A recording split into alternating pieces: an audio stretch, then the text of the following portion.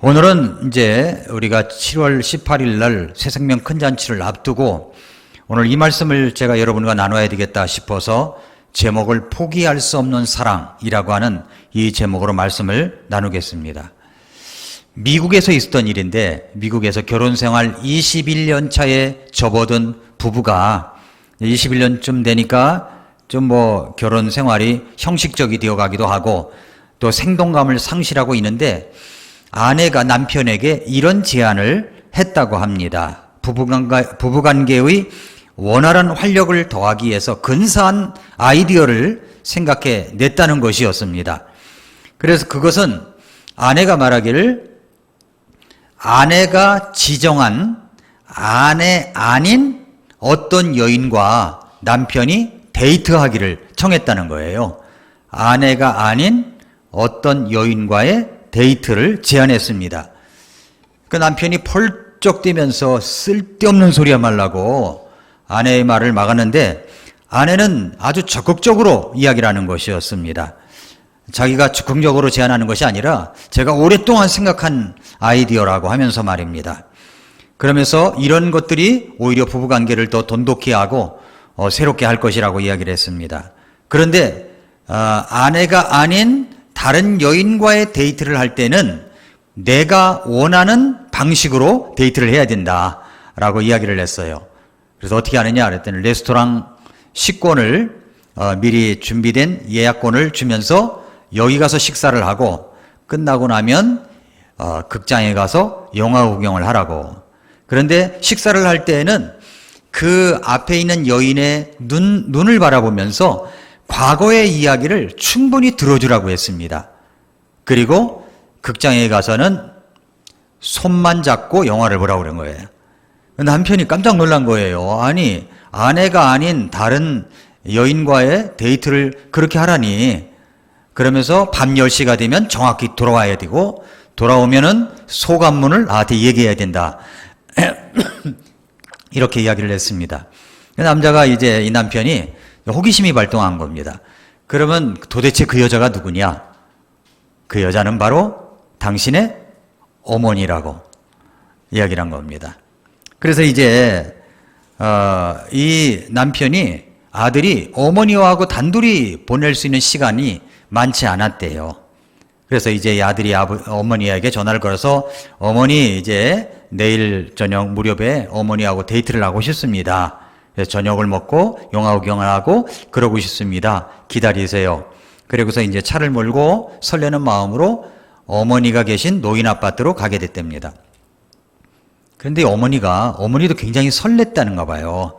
그래서 옷도 아주 단정하게 예쁘게 차려 입으시고 그리고 화장도 예쁘게 하시고 기다리셨답니다. 둘이 이제 아내가 지정한 식당에 가서 식사를 하면서 그곳에서 어머니의 이야기를 충분히 다 들어줬대요. 많은 이야기를, 과거의 이야기를 들었고, 어머니, 뭐 드시겠어요? 라고 물어보니까 어머니가 웃으시면서, 얘야, 네가 어렸을 때는 말이야, 내가 너에게 뭐라고 그랬는지 알아? 뭐 먹겠니? 라고 했는데, 이제는 네가 나한테 그렇게 말하는구나 하면서 웃으시더래요. 그러면서 식사를 하면서 이야기를 다 들어드리고, 그리고 이제 극장에 가서는 어머니의 손을 꼭 붙잡고 그리고 영화를 봤답니다. 나오면서 이제 어머니가 물어봤대요. 야, 이 아이디어가 네 아이디어냐 누구 아이디어냐? 그러니까 이 아들이 사실은 우리 집사람의 아이디어입니다. 그러니까 어머니가 웃으시면서 너희 집사람에게 이야기를 하거라. 다음 주에는 내가 며느리에게 데이트를 신청한다고 기다리고 있으라고 하거라. 이렇게 하면서 이제 헤어졌답니다. 돌아오면서 이 남편이 너무 행복했대요. 그리고 이 아이디어를 낸 아내에게 너무너무 고마웠답니다. 그리고서 이제 집으로 돌아갔다. 이렇게 이야기를 합니다. 이 이야기는 유명한 치킨 스프 스토리에 나오는 이야기입니다. 여러분, 가정이야말로 이런 아름다움이 있어야 되지 않겠습니까? 가정은 천국과 같다고 그러잖아요. 이렇게 서로를 위한 배려가 있는 아름다운 가정의 가족들이 함께 한다는 것은 정말로 필요한 일이고 꼭 있어야 될 것들입니다. 그런데 성도 여러분, 이러한 가족의 아름다운 배려가, 섬김이, 사랑이 이 땅에서만 끝나는 것이라면 우리는 너무나 또 슬픈 이별을 해야 될 것입니다. 성경은 말씀하시기를 우리의 삶은 이 땅에서만 있는 것이 아니라 영원한 삶이 우리를 기다리고 있다고 말씀하고 있습니다. 그래서 이 땅에서 죄사함을 받고 구원을 받고 그래서 구원받은 사람은 영원한 천국에서 영생 복락을 누리며 우리 예수님과 더불어 하나님과 더불어 또 우리 가족과 더불어서 함께 지낼 수가 있습니다. 그러나 이 땅에서 내 가족 중 누구라도 한 명 예수님을 믿지 않는다면 이 땅에서 생이별을 하고 나는 영원한 천국에서 주님과 함께 영생 복락을 누리고 있겠지만 그렇지 못한 가족들, 예수님을 믿지 않는 가족들은 그야말로 정말로 끝도 없는 고통 속에서 지낼 수밖에 없다는 것입니다. 그래서 우리 주님께서 이 가족이 구원받는 것이 얼마나 소중한지 사도행전 16장 31절에 주 예수 그리스도를 믿으라. 그리하면 네가 구원을 받고 네 집이 받으리라. 이렇게 말씀을 하신 것입니다. 가정의 모든 식구들은 다 소중한 존재들입니다. 함께 갈 수 있는 영원한 천국이 있음에도 불구하고 내가 그분들에게 이 주님의 복음을 전하지 않으므로 이 땅에서 생이별을 하여 한쪽은 천국에서 한쪽은 영원한 고통에서 지낸다고 하는 것은 엄청난 비극입니다. 엄청난 비극입니다.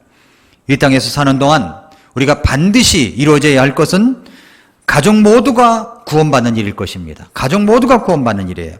살다가 불미스러운 일로 갑자기 세상을 떠나면 얼마나 슬픔이 많습니까?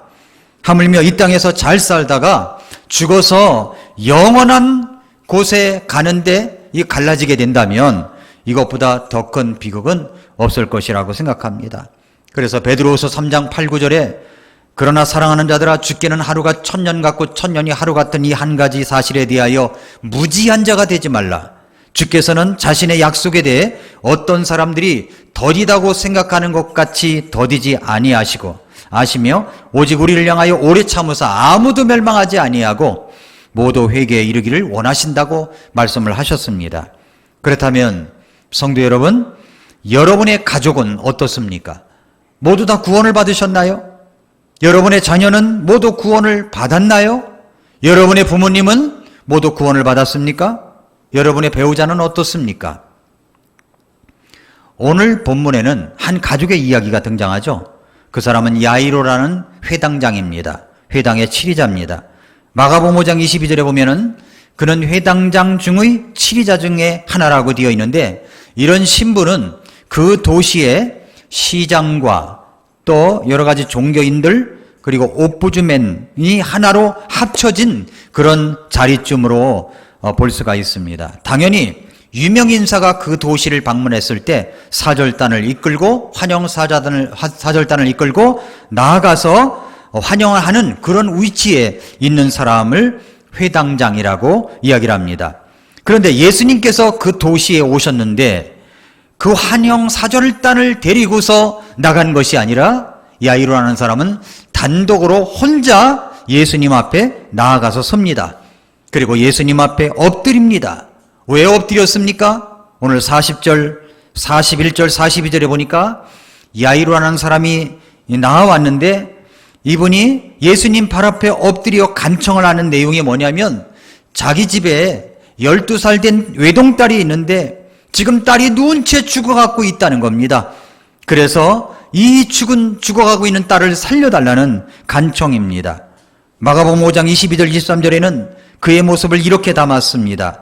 보라, 회당의 치리자 중에 하나인 야이로라는 사람이 와서 그분을 보고 그분의 발 앞에 엎드려 그분께 크게 간청하여 이르되 내 어린 딸이 죽게 되어 누워 있사오니 원하건대 오셔서 내 딸에게 안수하사 그녀가 낫게 하소서. 그러면 내 딸이 살겠나이다. 이렇게 간청을 합니다. 자식의 문제 앞에서 어떤 부모가 자신의 자존심과 명예를 세워가면서 그렇게 살아가는 사람이 어디 있겠습니까? 자식을 살릴 수만 있다면 자신의 신분과 명예와 모든 것을 땅에 내려놓더라도 자식을 살려고자 하는 간절한 마음이 있다는 것입니다. 오늘 회당장 야이로를 통해서 우리 하나님께서 우리에게 가르쳐 주시고자 하는 내용 3가지를 여러분에게 말씀을 드리겠습니다. 첫째로 우리가 한 사람을 살리기 원한다면, 어떤 문제를 해결하기 원한다면 해야 될 일이 있습니다. 첫째로 그것은 예수님께 나와 무릎을 꿇는 것입니다. 엎드리는 것입니다. 오늘 40절 41절에 그랬잖아요. 야이로라 하는 자가 이제 와서 무릎을 꿇었다고 이야기합니다. 무릎을 꿇었다고. 여러분, 그렇습니다. 자식 문제에 무릎을 꿇지 않은 아버지가 어디 있겠습니까? 자식의 문제만 해결될 수 있다면 무릎을 꿇죠. 무릎을 꿇습니다. 여러분, 가나안 골짜기에서 질풍처럼 달려나온 한 아이의 엄마가 있었죠. 예수님 앞에 엎드려서 마태복음 15장 22절에 보면 이렇게 이야기를 합니다. 크게 소리질러 이야기하기를, 오 주여 다윗의 자손이여 내게 긍휼을 베푸소서, 내 딸이 마귀에게 몹시 시달리나이다. 그렇게 이야기를 합니다.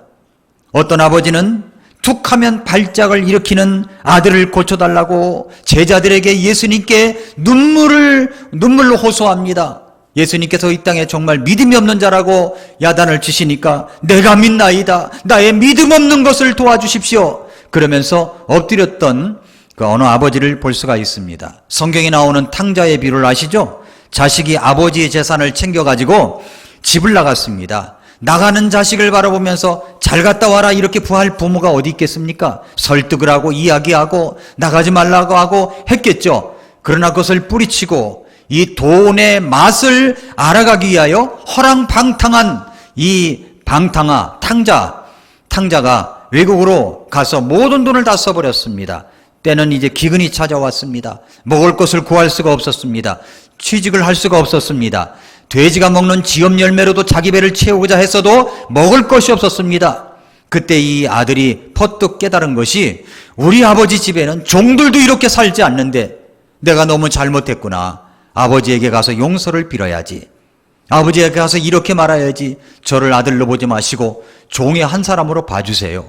용서해 주세요. 라고 해야지 하면서 이제 아버지 집으로 가게 됩니다. 그때 여러분, 클라이막스가 뭐냐면 아버지가 아들을 보고 달려가는 장면이에요. 아들이 아버지를 본 게 아니에요. 아버지가 문에서 기다리고 있다가 아들을 바라보고, 이 누더기 옷을 입고 오는 그 아들을 바라보고 달려갑니다. 어쩌다가 문에 서 있었을까요? 아니라고 생각합니다.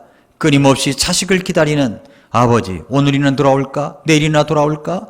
이때 돌아올까? 하면서 늘 문에 기대요. 자식을 기다리던 이 아버지는 멀리서 자기 아들을 바라보고 쫓아 달려가서 안습니다. 이런 아버지의 심정, 무슨 이야기합니까? 아버지는 매일매일 아들이 돌아오기를 기다렸다는 것이죠. 그것이 바로 아버지의 마음입니다. 아버지는 기다립니다. 아버지는 자식을 위해서라면 먼저 뛰어갑니다. 이것이 바로 아버지의 마음이죠.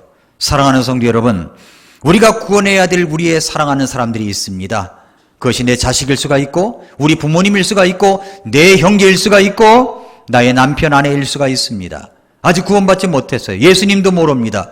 그러면 이 땅에 예수님이 오시거나 세상 끝이면, 또 인생 끝이면 생이별을 해야 됩니다. 어떻게 해야 됩니까? 예수님께 나와 무릎을 꿇어야죠. 예수님께 나와 기도를 해야죠. 하나님 도와주세요. 살려주세요.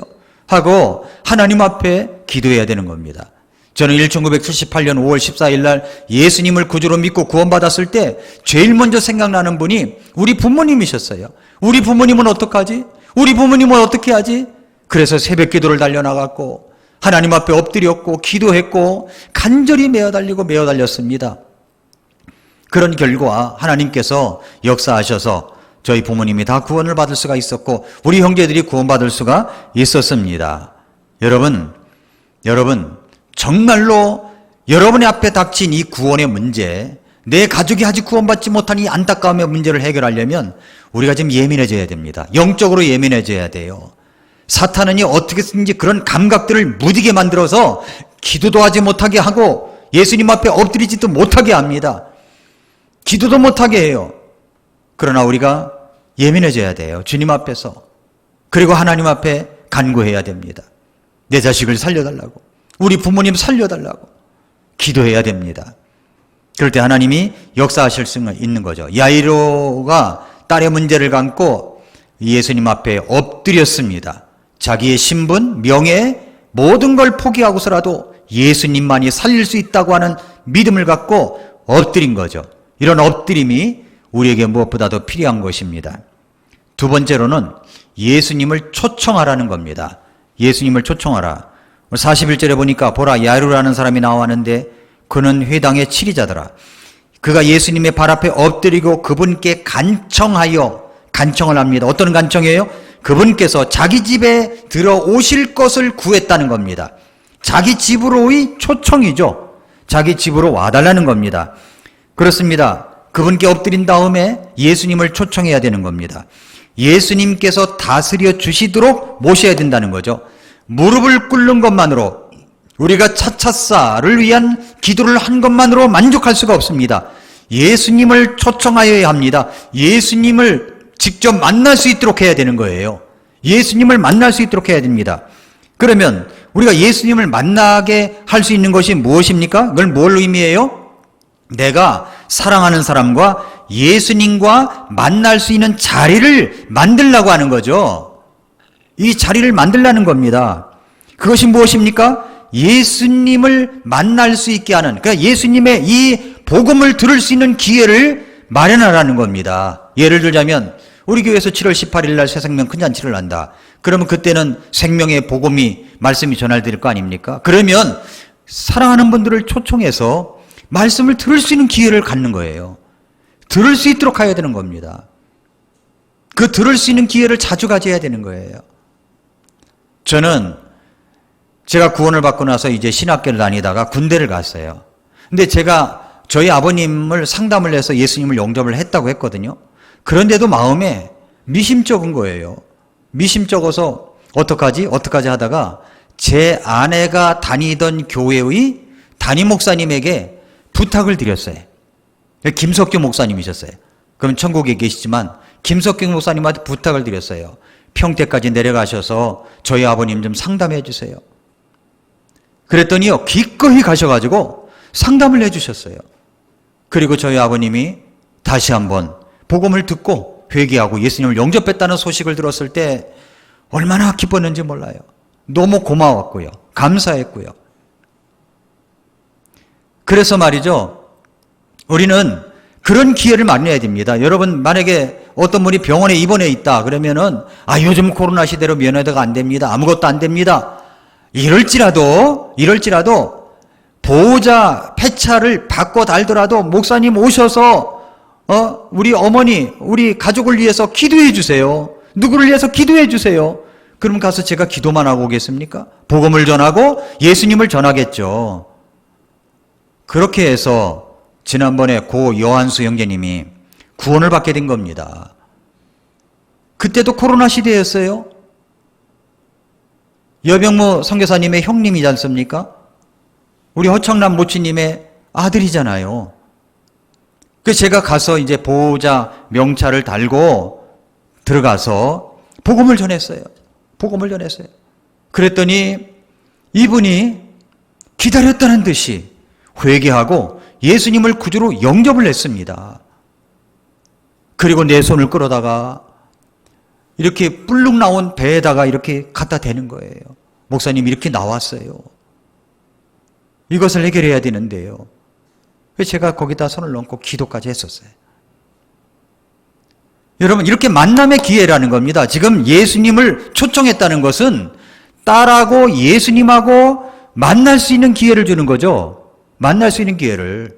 마찬가지입니다. 우리 가족 중에 누가 아직 예수님을 모른다 그러면은요, 만날 수 있는 기회를 줘야 되는 거예요. 복음을 들을 수 있는 기회를 가져야 되고 어떻게든지 그런 자리를 마련할 수 있어야 됩니다. 그런 기회를 야이로는 가진 거죠. 예수님을 초청했다는 겁니다. 그렇게 하다 보면은 주님께서 역사할 수 있는 자리가 오는 거죠. 믿음은 들음에서 난다고 하지 않습니까? 들음은 그리스도의 말씀으로 말미암습니다. 그러니까 어떻게든지 만날 수 있는 자리, 만나서 목사님에게 무슨 심한 말을 하면 어떨까? 그건 걱정하지 마세요. 저는요, 목회를 하면서 별의별 소리를 다 들은 사람들이에요. 괜찮아요. 제가 욕을 먹어도 괜찮아요. 가서 기도해드리고 상담해드리고 그분이 구원받을 수만 있다면 저는 만족합니다. 그러니까 그런 기회를 가져야 된다는 거죠. 한 번은 제가 우리 교회를 와서 얼마 아니었을 때인 것 같아요. 얼마 아니었을 것 같아요. 근데 저희 교회에 지금은 나오지 않지만 어떤 자매님의 아버님이 안산병원에 입원해 있다는 겁니다. 그래서 기도해 달라는 거예요. 그래서 중환자실이었습니다. 갔습니다. 가가지고 했는데 반응을 잘 못하세요. 반응을. 말씀도 못하시고. 그래서 안녕하세요. 제가 우리 따님이 다니는 교회 목사입니다. 제 말이 들리면 손 한번 꼭 잡아보세요. 꼭 잡는 거예요.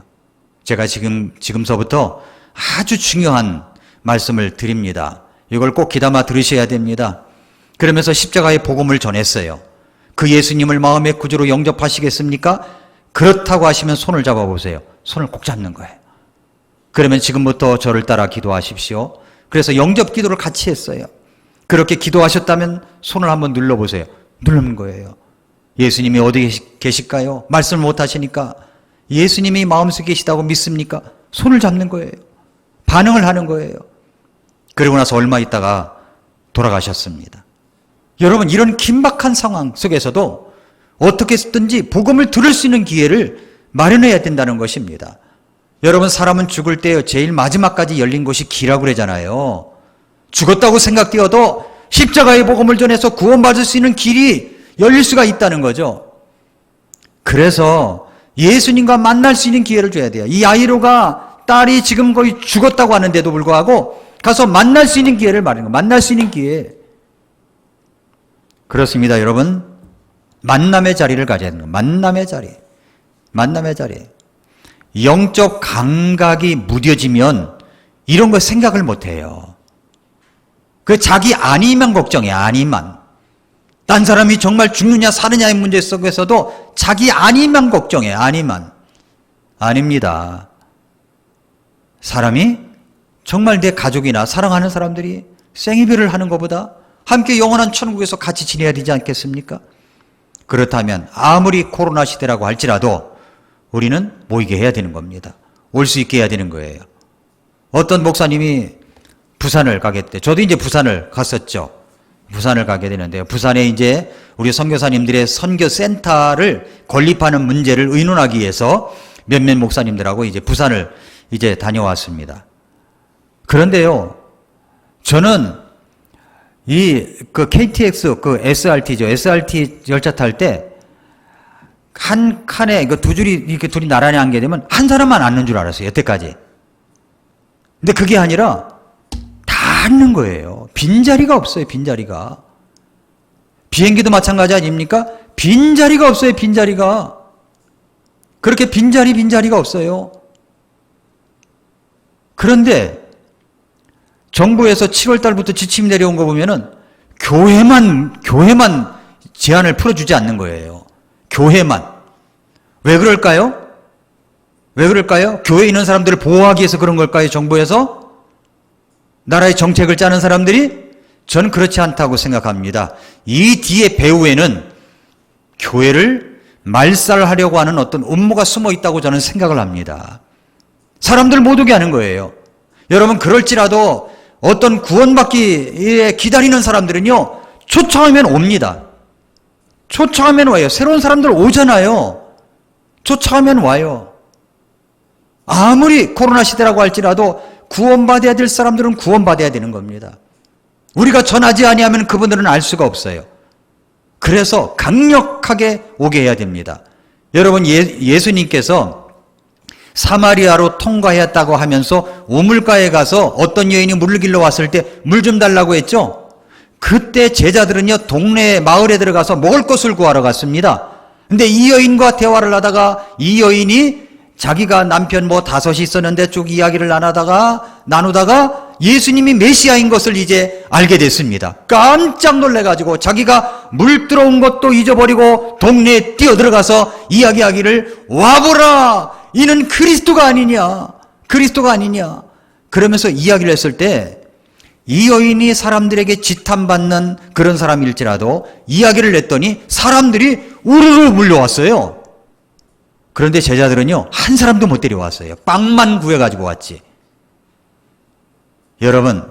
여러분이 정말 진지하게 사람들에게 진지하게 이야기하고 정말 진실하게 이야기를 하면 사람들이 옵니다. 저는 온다고 믿습니다. 그랬을 때 어떻게 하든지 예수님을 믿을 수 있는 기회를 가져야 된다는 것입니다. 사랑하는 성도 여러분, 그렇습니다. 야이로는 자기 딸과 예수님과 만남의 자리를 갖게 하기 위해서 예수님을 초청했습니다. 이런 것들이 있어야 된다는 것이고요. 마지막 세 번째는 두려워하지 말고 믿기만 하라는 겁니다. 믿기만 하라. 오늘 누가복음 8장 49절부터 50절에 보니까 그분께서 아직 말씀하실 때에 요 전에 무슨 일이 있었냐면은 12년을 혈루증으로 앓던 여인이 예수님의 뒤편으로 가서 예수님의 옷자락이라도 만지면 나을 수 있다는 믿음을 갖고 수많은 12년 동안 수많은 의원을 찾아다니고 자기 병을 고쳐보려고 노력을 했는데 예수님이면 내 병을 나을 수 있겠다 해서 옷자락만 만져도 난 나을 수 있다는 믿음을 가지고 딱 만졌는데 자기 병이 12년 동안 흐르던 그 혈루병이 딱 그쳤습니다. 그러자 예수님께서 뒤를 돌아보시고 누가 내 옷에 손을 대었느냐? 깜짝 놀란 이 여인이 나와서 자기의 모든 것들을 고백합니다. 이 일이 있었던 차에 말씀이 아직 말씀하실 때에 회당장 치리자의 집에서 종이 달려온 겁니다. 그러면서 말하기를 당신의 딸이 죽었습니다. 선생님을 괴롭게 하지 마십시오. 예수님을 괴롭게 하지 마십시오. 이렇게 이야기를 한 거예요. 얼마나 정말로 깜짝 놀랄 소식입니까? 하인이 들려준 소식은 당신의 딸이 죽었나이다예요. 예수님께서 야이로의 눈동자를 봤을 때 흔들리는 것을 느끼셨는지 이렇게 말씀하셨습니다. 두려워 말고 믿기만 하라. 두려워 말고 믿기만 하라. 한쪽에선 두려움이 찾아왔습니다.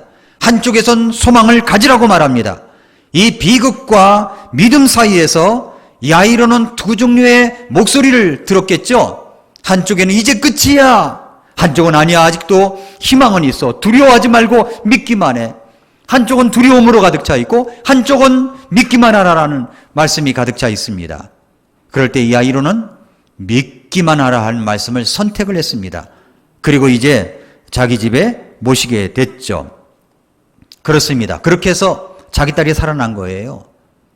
열왕기서와 역대기서를 읽다 보면은 제왕들의 역사 이야기가 이제 계속 나오는데 왕들을 통해서 배우는 리더십이 있습니다.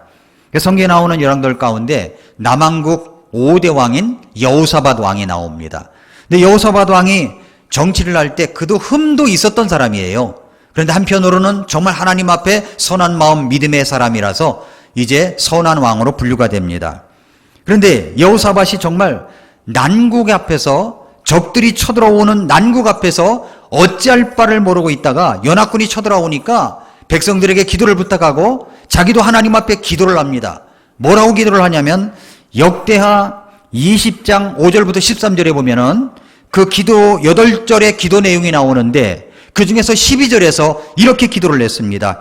오 우리 하나님이여 주께서 그들을 심판하지 아니하시려나이까 우리를 치러오는 이 큰 무리를 대적할 능력이 우리에게 없고 우리가 어떻게 할 줄도 모르며 우리 눈이 주만 바라보나이다. 세 가지예요. 세 가지. 뭡니까? 이 큰 무리를 대적할 능력이 우리에게 없습니다. 저도 어떻게 할 줄을 모르겠습니다. 오직 주님만 바라봅니다. 라고만 기도를 한 거예요. 매 순간마다 우리는 두려움을 느낄 때가 많지 않습니까? 내 자신이 보잘것없이 느껴지는 순간에도 우리는 두려움을 느낍니다. 모든 일을 실망시키는 순간에도 두려움을 느끼고요. 또 정말 걱정이 밀려오는 순간에도 두려움을 느낍니다. 여러 가지 두려움을 느껴요. 그런데 이 두려움 속에서 커다란 이 두려움의 문제가 내게 다가올 때 나는 무엇을 합니까? 여기 여호사밧 왕처럼 하나님 앞에 엎드려 기도할 때 이 큰 무리를 대적할 능력이 내게 없고 나는 어떻게 할 줄도 모르겠으며 나는 오직 주만 바라봅니다. 이런 기도, 저는 이런 기도할 때가 참 많아요. 이런 기도할 때가 참 많아요. 그렇습니다, 여러분. 우리가 바로 이런 기도가 필요한 거예요. 엎드리면서 두려워하지 말고 믿기만 하라는 이 믿음을 가지고 하나님, 제가 정말로 제게는 이럴 것을 감당할 능력이 없습니다. 저도 어찌할 바를 모르겠습니다. 저는 다만 주만 바라봅니다. 라고 기도하는 거죠. 이사야 41장 10절에 너는 두려워하지 말라. 내가 너와 함께함이니라. 놀라지 말라. 나는 네 하나님이니라. 내가 너를 강하게 하리라. 참으로 내가 너를 도와주리라. 참으로 내가 의의 오른손으로 너를 떠받쳐 주리라고 말씀하셨습니다. 사랑은 두려움을 내어 쫓는다고 했습니다. 두려움이 올 때 주님 앞에 이 문제를 갖고 기도하십시오. 이 큰 무리를 대적할 능력이 우리에게 없고 우리가 어떻게 할 줄도 모르며 우리는 다만 주님만 바라봅니다. 그렇게 될 때 우리 하나님께서 역사하시는 놀라운 역사가 일어나게 된다는 것입니다. 예수님이 이제 이 아이의 집으로 오셨어요. 오셔가지고 이 기적의 장소에 사람들을 다 물러가게 하고 초청하는 사람들이 있었죠. 거기에 오게 할 수 있는 사람이 있었죠. 그분들 가운데 부모님이 빠지지 않았지 않습니까? 부모님을 오게 했어요. 자식이 살아나는 것을 봐라 이거예요. 그래서 이제 52절부터 보니까 모든 사람이 슬피 울며 소녀로 인하여 가슴 아파였으나 그분께서 이르시되 울지 말라. 그 소녀는 죽지 않았고 잔다. 그 소녀가 죽은 것을 알므로 그들이 그분을 비웃었다고 이야기를 합니다. 그래서 그분께서 그들을 다 내보내시고 비우는 사람들 다 내보내신 거예요. 그리고 누구만 있습니까? 거기에 베드로와 야고보와 요한과 소녀의 아버지와 어머니 외에는 아무도 그곳에 들어오는 것을 허락하지 아니하시면서 말씀하십니다. 소녀의 손을 잡고 이르시되 소녀야 일어나라. 달리다 굼 한 겁니다. 그랬더니 이 소녀가 일어났습니다. 살아났습니다. 하나님께서 그를 살려주신 거죠. 이런 역사가 일어나게 되는 겁니다. 부모님은 해야 한 일이 뭐냐면 그저 예수님과 자기 딸과 만나게만 할 수 있었던 거예요. 부모님이 그 아이를 살릴 수가 있었습니까? 아버지가 살릴 수 있었어요? 없었죠. 예수님만이 살릴 수가 있습니다. 예수님만이 길이요 진리요 생명이기 때문에 예수님만이 구원할 수가 있고 예수님만이 사람의 생명을 살릴 수가 있는 것입니다. 제가 오래전에 읽은 책 채워주심이라고 하는 이상혁 선교사님이 쓴 책에 이런 내용이 있습니다. 이분은 애리조나 북동쪽 사막지대에 위치한 북미 인디안 호피족을 대상으로 해서 선교하는 분이었어요. 인디언 대상으로 선교하는 분이었습니다. 이분이 쓴 책에 보면은 전도 이야기가 나옵니다. 어떻게 전도하느냐는 이야기가 나와요. 한 번은 이제 보스턴에서 단기 선교팀이 와가지고 인디언 지역에서 인디언들을 대상으로 전도 집회를 갖게 되었다고 합니다. 2인 1조로 팀을 이뤄가지고 오전 오후에 가정 방문을 하고 저녁에는 집회로 이제 초대를 한 거예요. 그들은 이제 저녁에 인디언 교회로 인디언들이 교회에 온다는 것을 기대했습니다. 넘칠 것을 기대했어요. 정말로 선교사님들의 표현을 빌리자면은 그날 저녁 이 단기 선교팀이 휘두르는 성령의 검에 인디언들이 굴비처럼 엮어져서 교회로 올 것이다. 이렇게 이제 기대를 하고 있었습니다. 그러나 첫날 저녁 5명만이 참석을 했대요. 그것도 교회에서 먹을 것을 준다고 하니까 5명만이 참석을 한 거예요. 둘째 날 저녁에도 사람들이 오질 않은 겁니다. 셋째 날 팀원들이 모여가지고 전도를 나가기 전에 기도를 했답니다. 무거운 마음으로 모인 거죠. 기도를 했어요. 그런데 그 팀원 중에 MIT에서 박사학위를 받은 한 형제님이 이런 이야기를 하더래요. 일어나서 이런 간증을 했다고 합니다. 자기가 축구 전도 중에 성령의 감동으로 깨달은 것이 있는데 그것은 뭐냐면 이들 호피족이 마음을 닫고 있는 그것은 복음에 대한 것이 아니라 이것을 지나간 그동안의 크리스천들 때문이다 하는 것이 깨달아졌다는 겁니다. 크리스천들 때문이다. 그래서 오늘은 우리가 가서 복음을 제시하는 것이 아니라 그들에게 찾아가 그동안의 크리스천들이 이 호피족, 인디언들을 대하면서 잘못되었다는 것, 잘못된 태도를 갖고 대했던 것들, 이런 것들을 회개하자고, 그렇게 제안을 했습니다. 그래서 이들이 나가서 인디언들에게 무릎을 꿇은 채 이야기했습니다. 그동안 우리 크리스천들이 여러분들에게 잘못된 태도를 가지고 접근했던 것을 용서하세요. 용서해 주세요. 눈물을 흘리면서 그렇게 이야기하고 다녔답니다. 그런데 그날 저녁 놀라운 일이 벌어진 거예요. 인디언들이 아주 예배당에 모이는데 인산인해를 이루게 된 겁니다. 많은 인디언들이 이제 예배당에 모였습니다. 모여가지고 이제 그 형제가 앞에 나가서 간증을 다시 했습니다. 그동안 우리 그리스도인들이 여러분들에게 잘못된 행동을 했습니다. 용서해 주세요. 저희들이 잘못했습니다. 용서해 주세요. 했더니요, 이 인디언 호피 인디언들이 감동을 받아가지고 그날 전한 이 복음의 메시지를 듣고 구원받은 사람들이 그렇게 많았다는 이야기가 이 그 책에 기록되어 있었습니다. 그러면서 그 이상혁 선교사님이 그 형제를 통해서 주신 깨달음을 이렇게 고백을 하고 있습니다. 내 마음에 저 밑바닥에도 그동안 십자가에 못 박히지 못한 십자군적 선교 태도가 숨어 있음이 분명했다. 하나님은 이 형제를 통해 나를 깨닫게 하셨다. 선교는 태도이다. 선교에 임하는 이들의 자세는 겸손해야 한다. 우월의식과 교만은 하나님이 대적하시는 태도이다.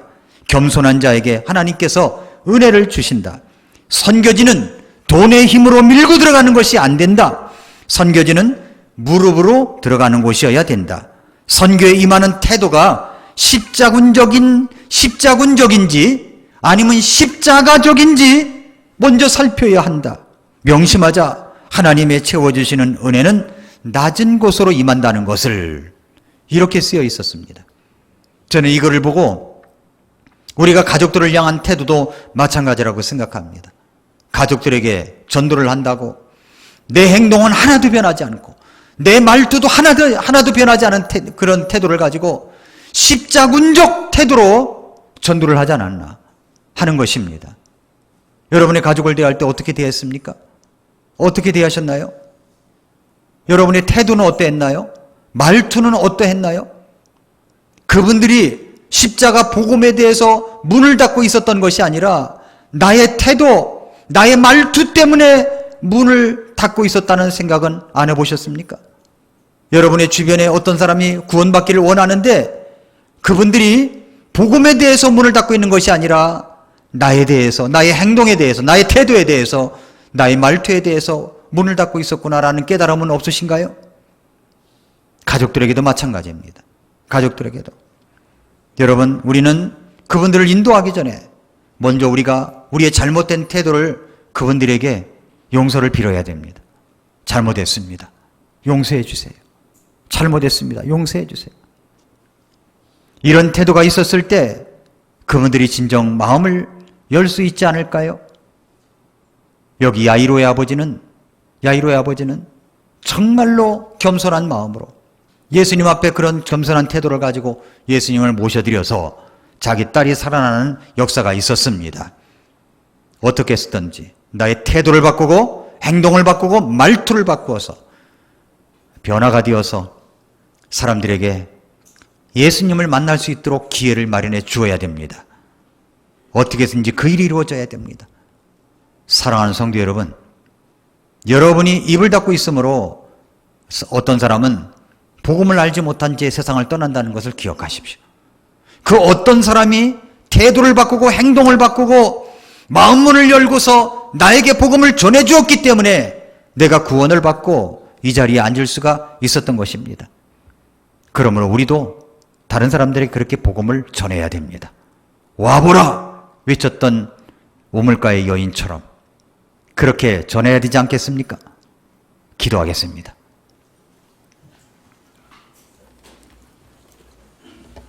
이 시간 조용히 머리 숙여서 기도합니다. 사랑하는 성도 여러분, 우리가 해마다 이렇게 전도 집회를 하는데 그저 행사처럼 지나갈 수는 없습니다. 야이로가 자기 딸을 살려야 되겠다는 이 급박한 마음을 갖고 자기의 신분의 체면이나 이런 걸 모두 내어놓고 예수님을 집으로 모셨던 것처럼 우리도 그렇게 해야 되지 않겠습니까? 우리도 전해야 됩니다. 그렇게 되기 전에 먼저 내 태도를, 행동을 바꿔야 됩니다. 하나님 앞에 우리 자신을 한번 살펴보십시다. 혹시 십자군적 태도는 아니었는지, 십자가적으로 다가가야 되는데 십자군적 태도로 가지는 않았는지, 하나님이 찔러주시는 대로 회개하고 우리 다시 한번 복음을 전하기 위해서 결단하십시다. 같이 기도하겠습니다.